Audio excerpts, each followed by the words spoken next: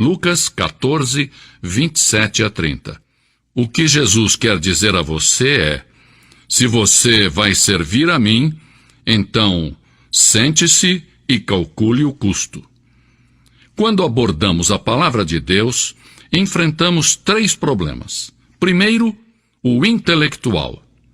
Na atualidade não é tão problemático como foi há alguns anos. Quando eu ia à escola, a ciência parecia oposta à palavra de Deus. Na atualidade, muitos cientistas creem em Deus. Mas o problema intelectual que eu enfrentava é semelhante aos que muitos enfrentam hoje.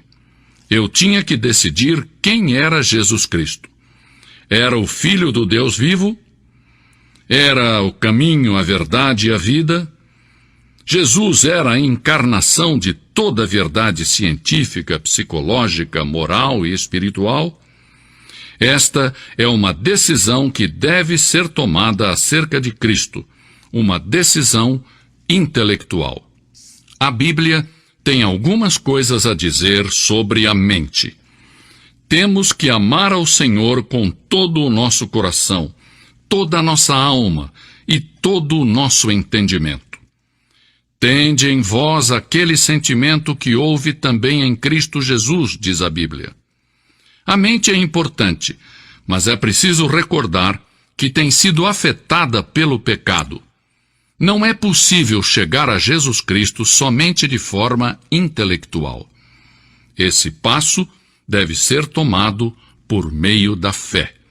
Foi por fé que eu disse: Senhor Jesus, eu creio que és quem disseste ser, o Filho do Deus vivo, o Criador do universo, que morreu na cruz pelos meus pecados e se levantou outra vez para minha justificação.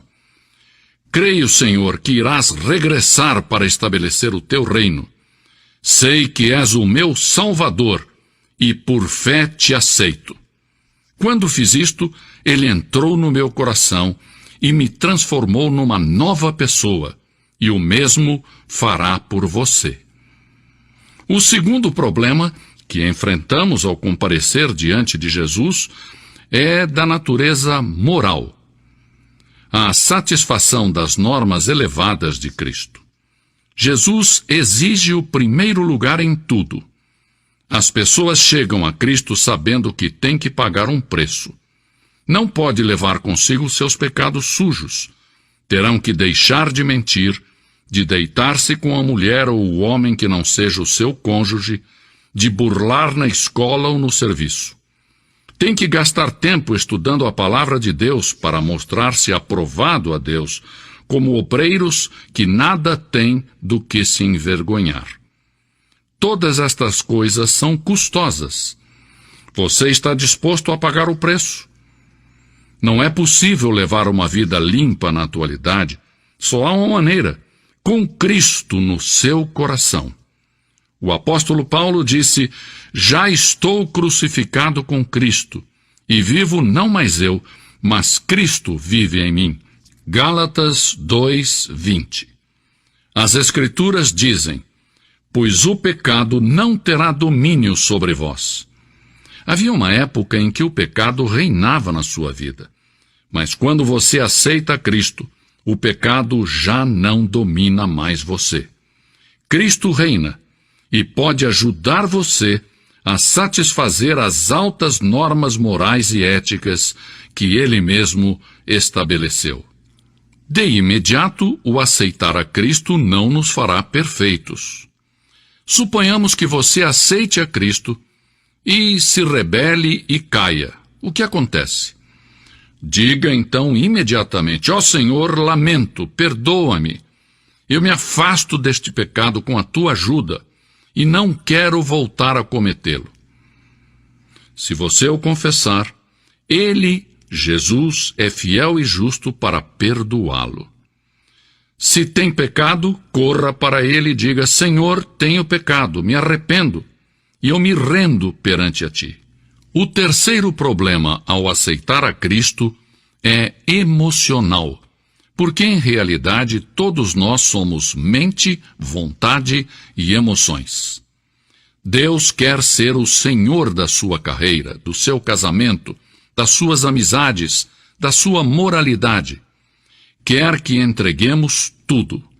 Ninguém diz que tem que chorar ou rir quando aceitar a Cristo. Mas não se pode olhar na cruz e entender o seu significado profundo sem sentir-se comovido pelo fato de que Deus enviou seu Filho, o Senhor Jesus Cristo, para que derramasse o seu sangue e morresse por você, para que você pudesse ter perdão dos seus pecados e vida eterna com Deus. Deus nos faz 3 chamadas. Primeiro, nos chama a pessoa de Jesus Cristo. Vinde, pois, e arrazoemos, diz o Senhor, ainda que os vossos pecados são como a escarlata, eles se tornarão brancos como a neve. Isaías 1:18.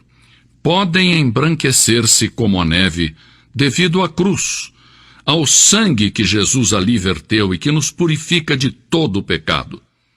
Por isso Deus chama você a Cristo. Não é uma chamada à igreja, à família, nem à nação. É uma chamada a uma pessoa, a Jesus Cristo. Em segundo lugar, Deus nos chama à consagração. A palavra consagração significa apartar-se. Nós podemos nos dedicar, mas somente Deus pode nos consagrar. Rogo-vos, pois, irmãos, pela compaixão de Deus, que apresenteis os vossos corpos como um sacrifício vivo, santo e agradável a Deus. Romanos 12:1.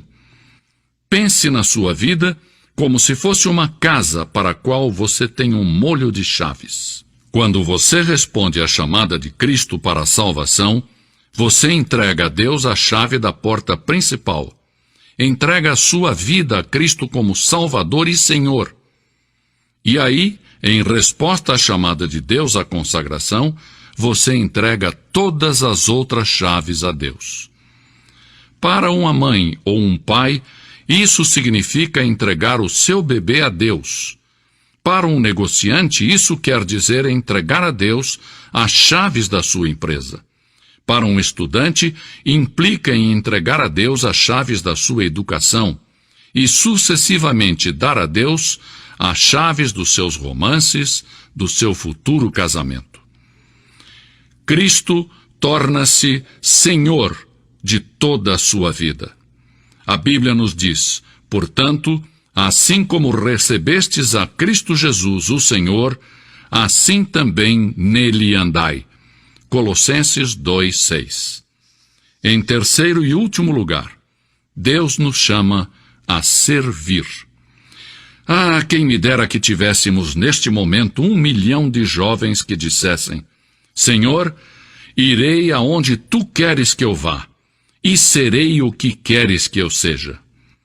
Sim, Deus os necessita, requer enfermeiras e doutores, negociantes e políticos, líderes cristãos que estão dispostos a pagar o preço, dar um passo à frente e servir a Cristo. Uai, seu app de vídeos curtos.